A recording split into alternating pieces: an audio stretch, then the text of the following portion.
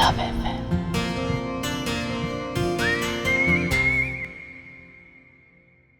तू ऐसे हैरान क्यों हो रही है? ऐसा भी क्या है गिफ्ट में, दिखा मुझे। मम्मी इसमें। इससे पहले रीवा कुछ बोल पाती तभी आरुष बोल पड़ा। मैं बताता हूँ सासू माँ इसमें क्या है।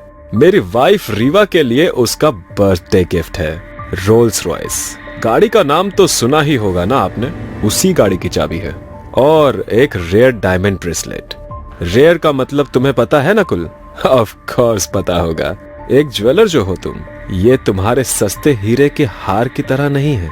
ये रेयर डायमंड ज्वेलरी या तो किसी रानी के पास होती है और या फिर किसी बहुत ही अमीर इंसान की बीवी के पास, राइट? एक मिनट आरुष, तुम क्या कहना चाहते हो कि ये तुम मेरे लिए लाए हो? बकवास कर रहा है, जरूर ये कॉपी होगा या तो फिर किसी का चोरी किया होगा। पार्टी में मौजूद कुछ लोग हैरान थे तो कुछ लोग हंसी उड़ा रहे थे, जिन्हें आरुष चोर लग रहा था। तो वहीं नकुल के चेहरे के एक्सप्रेशंस अजीब थे। इससे पहले वो रिएक्ट करता तभी नकुल का फोन बज उठा। नकुल ने कॉल पिक की तो दूसरी तरफ से आवाज आई। हेलो मिस्टर नकुल बजाज, आप बैंकक्रप्ट हो गए हैं। आपकी कंपनी पे ताला पड़ गया है। आप इल्लीगल वर्क करते हैं, डायमंड स्मगलिंग करते हैं। आपके खिलाफ सख्त कार्रवाई की जाएगी और आपका पैसा भी अब बैंक नहीं देगा। ये आप क्या कह रहे हैं? क्या बकवास कर रहे हैं? मैंने ऐसा, ये बताइए कि ये सब किसने किया मेरे साथ? ज्यादा तो नहीं जानते, बस इतना जानते हैं कि ये क्लेम AR ग्रुप के CEO ने किया है। वही CEO जिसे आज तक किसी ने नहीं देखा। वैसे उनका पूरा नाम आरुष कपूर है। क्या आरुष? ये सुनकर तो जैसे वहाँ सभी लोग सन पड़ गए। तो वहीं आरुष के होठों पर एक धीमी सी मुस्कान थी। नकुल हैरान निगाहों से आरुष को देख रहा था। तभी आरुष बोला, सही सोच रहे हो। AR ग्रुप इंडस्ट्रीज का CEO मैं ही हूँ। मैंने ही तुम्हारी कंपनी बर्बाद की है। क्या तुम वही आरुष कपूर हो जो मेरी कंपनी को फंड देता है? ओह माय गॉड, ये कैसे हो सकता है? और तुमने नकुल की कंपनी क्यों बंद करवाई? क्योंकि जब वो तुम्हें शादी के लिए प्रपोज कर रहा था तब मैंने उसे देखा था। कोई मेरी बीवी को गलत रास्ते पर ले जाए ये मैं कैसे बर्दाश्त कर सकता था। उसके बाद मैंने नकुल का पीछा किया तो मैं हैरान रह गया, क्योंकि वो अपने दोस्तों से बोल रहा था कि वो रीवा को शादी के जाल में फंसाकर उसे यूज करेगा। और इतना ही नहीं, साथ में उसके दोस्त भी तुम्हारे साथ गलत काम करने वाले थे। दिल तो किया वहीं इसकी जान ले लूं, पर इसकी सच्चाई से तुम अनजान रह जाती। मैंने इसके बारे में पता किया तो ये एक नंबर का क्रिमिनल निकला और मैंने इसकी कंपनी बंद करवा दी। इतना बड़ा धोखा नकुल! ओह गॉड, ये मुझसे क्या हो गया? नकुल का झुका सर आरुष के बोले लफ्जों को सही साबित कर गया। वो आरुष के पैरों में गिर गया और गिड़गिड़ाते हुए बोला, मुझे माफ कर दीजिए सर, मुझे नहीं पता था कि आप इस शहर के सबसे बड़े आदमी हैं। प्लीज मैं आपके सामने हाथ जोड़ता हूँ, पर मेरी कंपनी बचा लीजिए, नहीं तो मैं बर्बाद हो जाऊंगा। हो जाओगे नहीं, बल्कि बर्बाद हो गए हो। जो घटिया चाल तूने मेरी बीवी के खिलाफ चली थी ना, उसके बाद तो तेरी जान ले लेनी चाहिए थी। चल अब दफा हो जा यहाँ से।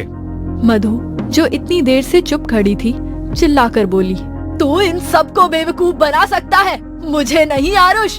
अगर तू सच में AR ग्रुप का CEO है तो क्यों हमारे घर में नौकर बनकर रहता था? क्यों इतनी जिल्लत की जिंदगी जी? मैं नहीं मानती कि कोई इतना अमीर आदमी ऐसे जी सकता है।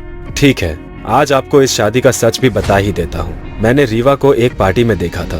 पहली ही नजर में मुझे उससे प्यार हो गया था। पर जैसे कि आप सब लोग जानते हैं कि AR ग्रुप का CEO किसी के सामने नहीं आता, मैं रीवा को अपने दिल की बात नहीं बोल पाया। दूसरी बात, मैं चाहता था कि जो लड़की मुझसे प्यार करे वो सिर्फ मुझसे करे, ना कि मेरी पोजीशन से। इसीलिए मैं एक नॉर्मल इंसान बनकर मिस्टर अरुण यानी रीवा के पापा के पास उसका हाथ मांगने आया। पर मैं एक नॉर्मल आदमी बनकर आया तो उन्होंने रीवा की शादी मुझसे करने के लिए मना कर दिया। मैंने इज्जत से उनकी ना को एक्सेप्ट कर लिया, पर उसके 2 महीने बाद अचानक उनकी कंपनी डूब गई। उनका घर गिरवी हो गया, बैंक से नोटिस आ गया। ऐसे में किसी ने उन्हें मेरा नाम मेंशन किया और वो मेरे पास मदद के लिए आए। CEO की कुर्सी पर मुझे देखकर वो शॉक हो गए। उन्होंने मुझसे अपनी कंपनी और घर बचाने की मदद मांगी। मैं कैसे मना कर सकता था भला? उनकी बेटी से प्यार जो करता था। उनका 20 करोड़ का कर्ज मैंने चुकाया और उसके बाद जो उन्होंने बोला मैं हैरान हो गया। आपको पहचानने में गलती हुई मुझसे। आपने शहर में मेरी इज्जत बचा ली, मेरे परिवार को बेघर होने से बचा लिया। मैंने आपसे शादी के लिए इसलिए ना बोला था क्योंकि मेरी बेटी को गरीब लोग पसंद नहीं, वो आपके साथ एडजस्ट नहीं कर पाती। पर मैं आपसे हाथ जोड़कर विनती करता हूँ, जैसे आपने मेरे परिवार और मेरे बिजनेस और मेरे घर को बचाया है, वैसे ही आप मेरी बेटी से भी शादी कर लीजिए। शादी कर लूंगा, बल्कि मैं तो खुद चाहता हूँ कि रीवा से मेरी शादी हो। मैं उससे दुनिया में सबसे ज्यादा प्यार करता हूँ, पर मेरी बस एक ही शर्त है, मेरे सीईओ होने का उसे पता ना चले। मैं एक आम इंसान बनकर रीवा का दिल जीतना चाहता हूँ। एक नौकर बनकर आपके घर में आऊंगा और रीवा का दिल जीतूंगा, और बस तुम्हारा प्यार पाने के लिए बन गया तुम्हारा और मधु जी का नौकर। इतना बोलकर आरुष चुप हो गया। वहाँ खड़ा हर एक इंसान सन पड़ चुका था, तो वहीं रीवा की आंखों में आंसू बरसातों की तरह बह रहे थे। तभी मधु जी, जिनकी आंखों में आंसू भरे हुए थे, हाथ जोड़कर बोली, इसका मतलब जो ऐशो आराम वाली जिंदगी हम जी रहे थे, वो सब तुम्हारी दी हुई थी। इतना सब कुछ सहते रहे, एक बार तो बताया होता। कैसे बताता मम्मी जी, आपकी बेटी का दिल जो जीतना था। पर अफसोस, शहर का सबसे अमीर इंसान होकर भी मैं रीवा का दिल नहीं जीत पाया। तभी रीवा आरुष के पास आकर सिसकते हुए बोली, सोचा नहीं था ऐसा भी हो सकता है। आज तो मुझे खुश होना चाहिए कि जैसा अमीर पति मुझे चाहिए था वैसा मुझे मिल गया। पर अफसोस, आज मुझे खुद पर घिन आ रही है। पैसे, ऐशो आराम के लालच में मैं उस इंसान को ठुकराती रही जो मुझसे इतना प्यार करता है। मैं तो तुम्हारी माफी के भी लायक नहीं हूँ। अगर ऐसे रहोगी तो मैं कमजोर पड़ जाऊंगा रीवा। तुम जानती हो, तुमने भले ही मेरे साथ कुछ भी किया हो, पर मैंने हमेशा तुमसे सिर्फ और सिर्फ प्यार ही किया है। तुमसे नफरत कभी नहीं कर सकता। पर अचानक आरुष बोलते हुए रुक गया, जिससे मधु, रीवा दोनों घबरा गए। आरुष ने एक लंबी सांस ली और कहा, जो मैं बोलने जा रहा हूँ वो मेरे लिए बहुत मुश्किल है, पर मुझे ये करना होगा। मैं उस रीवा का दिल नहीं जीत पाया जो एक नॉर्मल लड़के से प्यार करे, तो आज मुझे जाना ही होगा रीवा। तुमसे हमेशा ऐसा ही प्यार करता रहूंगा और ना ही कभी किसी को अपनी जिंदगी में लेकर आऊंगा। पर मैं तुम्हारे साथ नहीं रह पाऊंगा, क्योंकि मेरा सच पता चलने के बाद कोई मुझसे प्यार करे ये मुझे गवारा नहीं। आरुष की बात सुनकर रीवा की आंखों से आंसू बह निकले, साथ ही होठों पर एक मुस्कुराहट आ गई और बोली, तुम्हारा फैसला एकदम सही है आरुष। हाँ, मुझे तुमसे आज प्यार हुआ, इसलिए नहीं कि तुम बहुत अमीर हो या तुमने मुझे महंगे गिफ्ट दिए, बल्कि इसलिए क्योंकि तुम इस नकुल की सच्चाई मेरे सामने लाए, और इसलिए कि तुमने बुरे वक्त में मेरे पापा का साथ दिया, उनकी इज्जत बचाई। आज मैं सबके सामने कहती हूँ कि मैं तुमसे प्यार करती हूँ Aarush. I love you so much. पर इससे भी बड़ा सच ये है कि मैं तुम्हारे लायक नहीं हूँ। मैं तुम्हें रुकने के लिए मजबूर नहीं करूँगी। थैंक यू रीवा, पहली बार ही सही किसी चीज में तुमने मेरा साथ तो दिया। क्या मैं जाने से पहले एक बार तुम्हें अपने गले लगा सकता हूँ? अगर आरुष की बात पूरी होने से पहले ही रीवा आरुष के सीने से लग गई और फूट फूट कर रोने लगी।